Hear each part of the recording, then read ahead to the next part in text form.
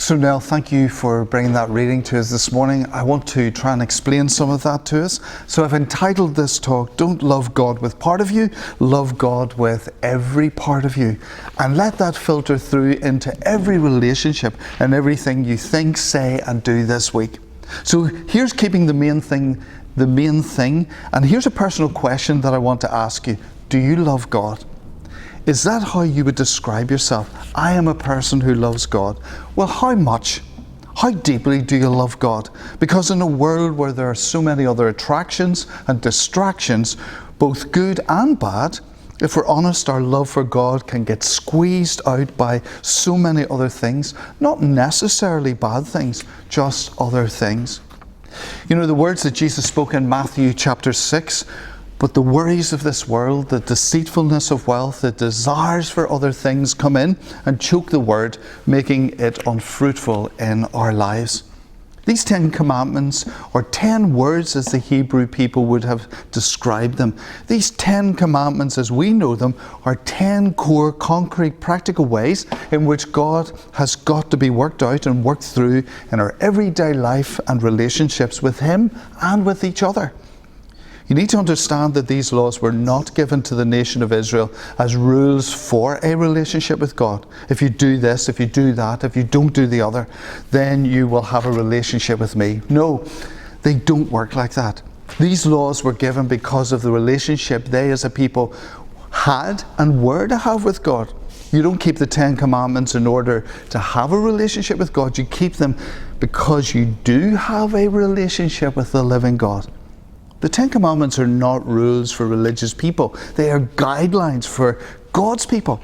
They were meant for God's family and how we should live and treat each other within God's family. Didn't Jesus teach the same thing in John chapter 14? Jesus said, if you love me, you will obey what I command. If anyone loves me, they will obey my teachings. My Father will love them, and we will come to make our home within them. Whoever does not love me will not obey my teaching. So Jesus puts it very clearly there. And the first commandment is not only the first commandment, but it is the foundation to the other 9. Because if you don't get the first one right, you're never going to get the other 9 right. It's like a string of beads. You cut the string of beads in one place and all the beads come tumbling down. You fail to love God in one part and all the commands come tumbling down. So in the first commandment, God is not saying, if you want to have a real living relationship with me, this is what you have to do. He's saying, if you're in a relationship with me, this is what I want you to do. And so the first commandment forces us to ask the question and answer the question, who is number one in our lives? Question 2, are you loving God as your number one and your only one? Is He really first in your life? This morning I want to take that word first, F-I-R-S-T, and I want to take each letter. The first commandment says, you shall have no other gods besides me. And that's really saying that God deserves my undivided attention, my complete attention, no rivals to Him. It was the 3rd day of the 3rd month, about 3,500 years ago. God has literally snatched the people of Israel from their slave drivers, delivered them through the Red Sea, as we saw in our Bible study on Tuesday evening. And God promised them that He would make them into a nation and bring them into their own land. But before He did that, He brought them to a place called Mount Sinai. To do what? So He could reveal His heart to them, what was on His mind for them, and what His will for them would be.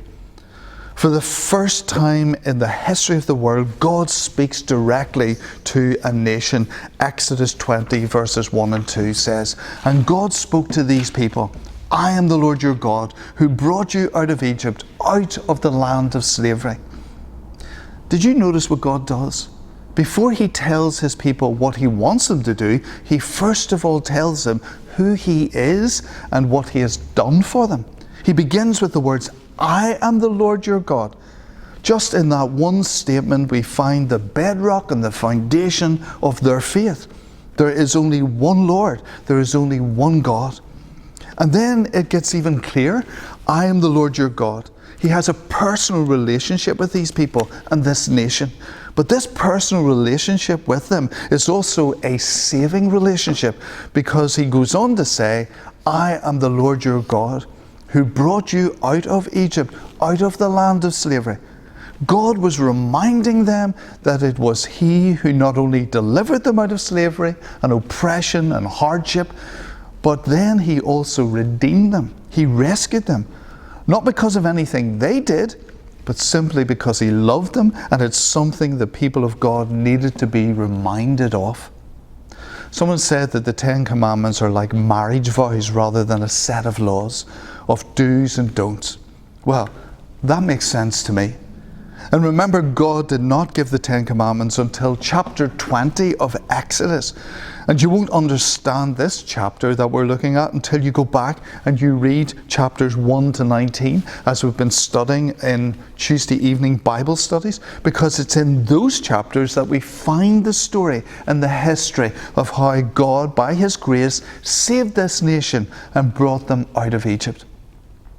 First, I want to say that the Ten Commandments are not about the law of God. They are about the love of God, his love for us and our love for him. When he says, I am the Lord your God, he's saying in effect, it is not enough just to believe in God. God has to be your God, the one whom you're in a relationship with, the God that you love and the God who deeply loves you. Listen to these brilliant words that Jesus spoke in Matthew chapter 22, verses 37 to 39. Jesus replied, love the Lord your God with all your heart and with all your soul and with all your mind. This is the first and greatest commandment, and the second is like it. Love your neighbour as yourself. You can basically reduce the Ten Commandments down to two: love God and love your neighbour. We love God by keeping him first at the forefront and the core of our lives and our living, not worshipping any other gods. Isn't that what the command goes on to say? You shall have no other gods before me, in place of me. You know, folks, the greatest challenge in your life and mine is to keep God first, in first place. And basically what God is saying with me, it is all or nothing. Do you remember the words of the three musketeers? All for one and one for all. That's exactly what God is saying. There is one God, and we are to be totally committed to the one and only true and living God. You know, being the busy man that I am with little time to spare, I calculated the other day that I've been alive roughly 55 years and 7 months. That's roughly 20,291 days. But if I stop to really think about that, the question arose in my mind, how much of that time have I really given Jesus, God, as number one's place and space in my life and my heart in those 20,291 days? These commands aren't simply model guidelines to live by or God's 10 ways to stop us enjoying ourselves. These are 10 practical outworkings for a people loved and who have been saved and rescued by the only true and living God. These are 10 practical expressions for a committed people who love the Lord with all they've got, passionately, wholeheartedly, as number one and the only one in their lives. This commandment is essentially in this loving relationship, God is to be our number one priority.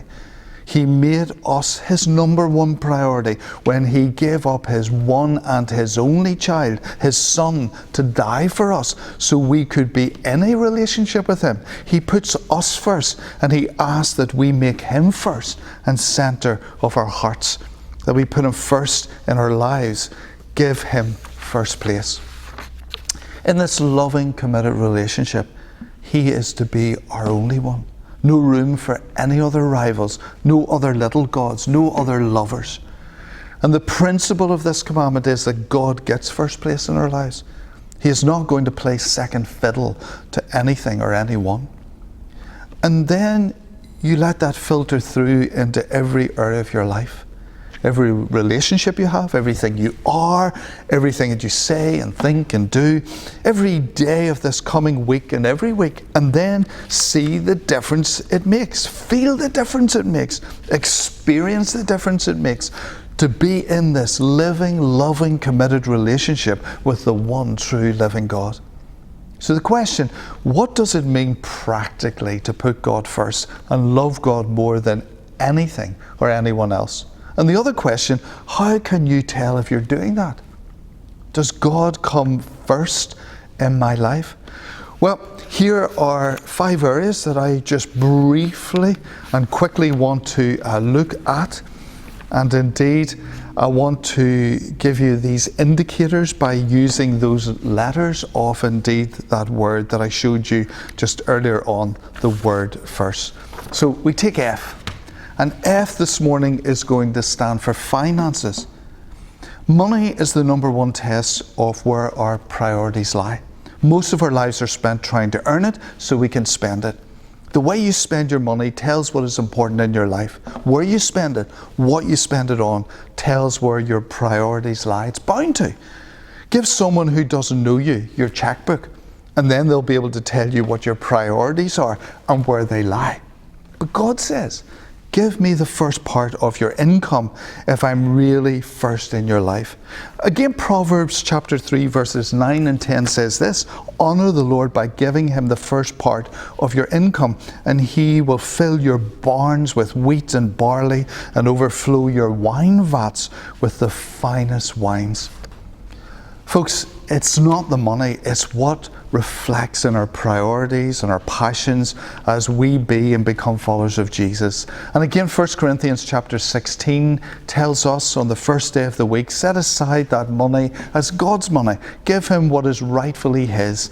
Give it to him first because he is first in our lives. And when you honor him, he will honor and bless you. We take the second letter of that word first, and of course it is the letter I. And I'm going to use the word interests, or hobbies, or pastimes, or recreation. If God is to be number one, then you've got to put him first in every area of your life, pastimes and interests. Again, 1 Corinthians 10 verse 31 says, whatever you do, you must do all for the glory of God. Do everything with an attitude of gratitude to God. It's amazing how passionate, how determined, how devoted we can become to our hobbies and recreation. Can a garden become a little god? Yes. Can a football, rugby ball, bowling ball become a little god? Absolutely. When people get excited on the terrace about a football going into the net, they're called fans. When I get excited about God saving people, I'm called fanatic. In the end of the day, all of us talk about things that we're really into, the things that are important to us, the things that we get excited about, the things that bring us joy and happiness, the things we love, which is great. The question, what thrills you most? So when it comes to my interests, is God first? The third letter I'm going to use this morning, of course, is the letter R, and I want to use the word relationships. If you want God to be first in your life, then you've got to choose your friends carefully. Again, Proverbs 12 and 26 says, the godly give good advice to their friends, the wicked lead them astray. What a man is really like, what a woman is really like, is shown by the kind of friends he or she chooses.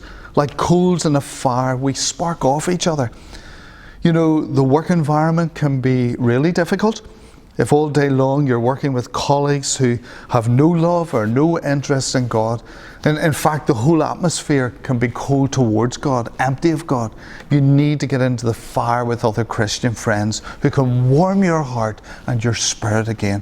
Because the truth is that if you want God to be first in your life, there are some relationships that may be dead wrong for us.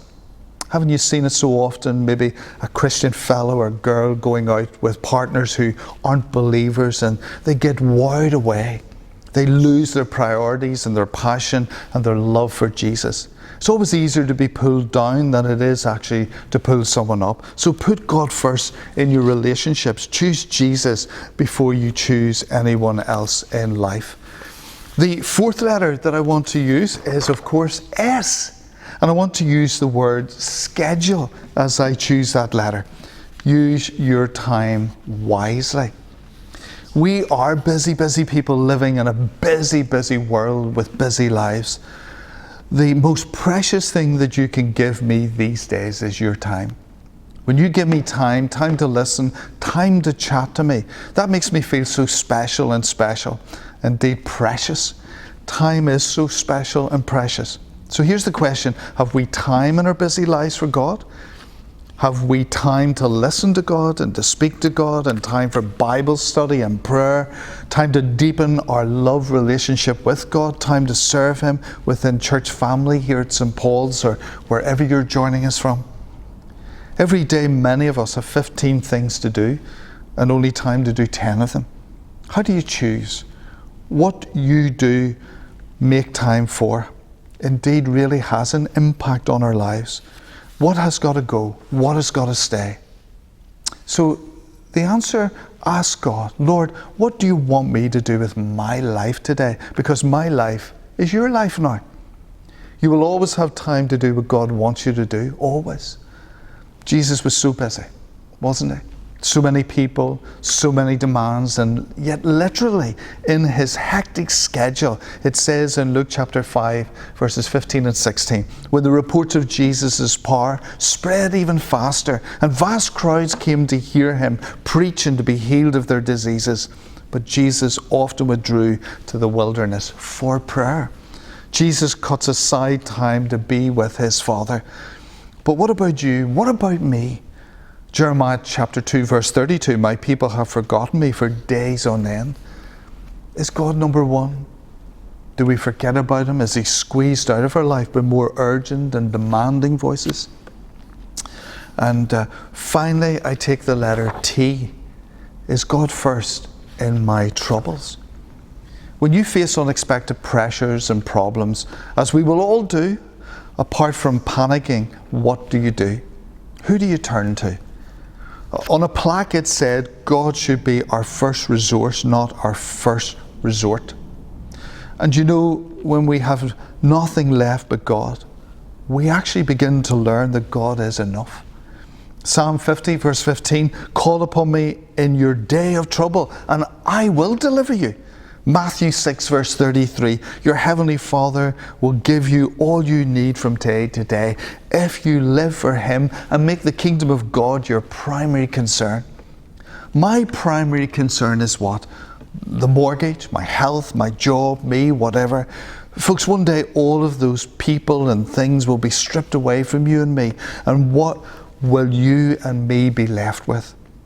The living and the true God, the one true and living God who has made the entire universe, all that you can see and so much more that we can't see. He is inviting you, he is encouraging us to come into a loving, living, committed, saving friendship and relationship with him through Jesus, through what Jesus has done for you and won for you on the cross. You know, when it's dark, you can see the stars. Let's look at Jesus during the dark times because he is the light. So are you loving the Lord with all? Are you holding back something in reserve from God? How would you feel if Jesus gave you and me the same amount of time and attention that we sometimes devote to him? If Jesus put as many things ahead of you and me as you and I sometimes put ahead of him? If Jesus offered as many excuses as we do, if Jesus' promises were no more certain than our promises, if Jesus withheld his blessings from us as sometimes we withhold whatever it is from him. Folks, we've got to realize that becoming a Christian is not about that I'm going to ruin my life or that I'm going to be miserable for the rest of my life. When I became a Christian, I became alive. The light came on. I began to live. Jesus came to bring life to the full. There was a big double-decker bus, and on the side of the bus was this poster. And the poster read, egg and bacon, the great British breakfast. And as the bus passed this field, there in the field was a chicken and a pig. The chicken turned round to the pig and said, look, look, look, we're famous.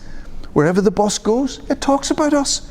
The pig turned round to the chicken and said, it's all right for you.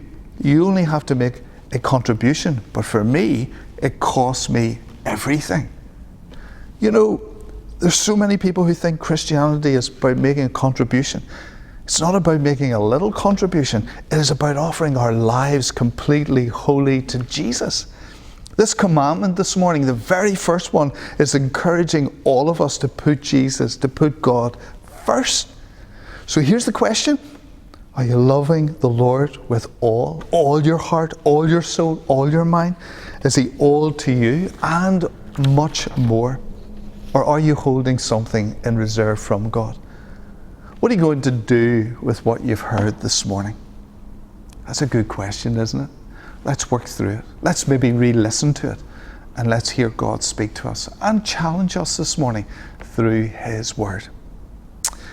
It's great to have Jan, and Jan is going to share what life during lockdown and indeed just testimony in her reliance and following Jesus at that time. So Jan, I'm going to hand over to you. Hi, my name's Jan, and initially whenever lockdown happened, feelings were mixed, like I'm sure they were for most people. Feeling uncertain of what this situation was going to be like. Anxious, obviously, but also a sense of relief that actually now we had some information, we had some guidelines and a bit of direction, and that we could try and maximise everyone's safety. And I suppose eventually settled into a routine, tried to create a routine, which was very much needed to try and keep everyone sane.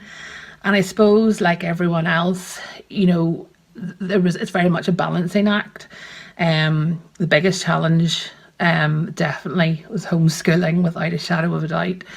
I have 3 at home here, and all three different levels, 2 in primary, 1 in secondary. 3 different methods of homeschool teaching, and 1 who is due to do the AQE. So very much sort of amount of pressure in trying to get that right and give them the balance of the education that they needed, and also to try and just help them settle and deal with the situation as well, and not being able to get out and see their friends. And I was working full time and have been working full time throughout, and luckily I can work from home. So very lucky in that sense.